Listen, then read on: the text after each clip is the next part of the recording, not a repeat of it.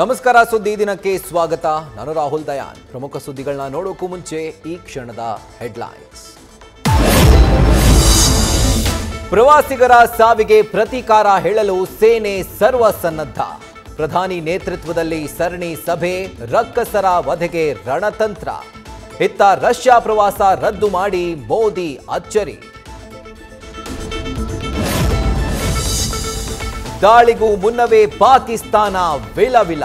ಮುಂದಿನ 24ರಿಂದ 36 ಗಂಟೆಯಲ್ಲಿ ಮಿಲಿಟರಿ ಆಪರೇಷನ್ ಆತಂಕ. ನೋ ಫ್ಲೈ ಝೋನ್ನಿಂದ ಪಾಕ್ನಲ್ಲಿ ಅಯೋಮಯ.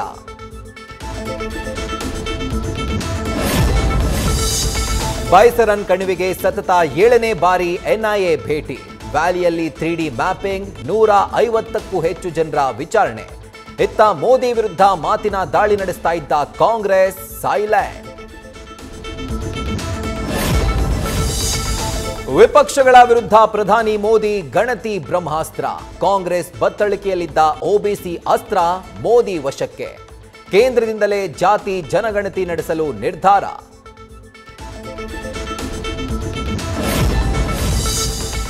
ಮಂಗಳೂರಲ್ಲಿ ವ್ಯಕ್ತಿಯ ಮೃತದೇಹ ಸಿಕ್ಕಿದ್ದ ಪ್ರಕರಣಕ್ಕೆ ಟ್ವಿಸ್ಟ್. ಪಾಕ್ ಪರ ಘೋಷಣೆ ಕೂಗಿದ್ದಕ್ಕೆ ಕೂಲಿ ಕಾರ್ಮಿಕನ ಹತ್ಯೆ. 20 ಆರೋಪಿಗಳನ್ನ ಬಂಧಿಸಿದ ಪೊಲೀಸರು. ನ್ಯೂಸ್ ಫಸ್ಟ್, ನಿರ್ಭೀತಿಯಿಂದ ನಿಮ್ಮ ಪರವಾಗಿ.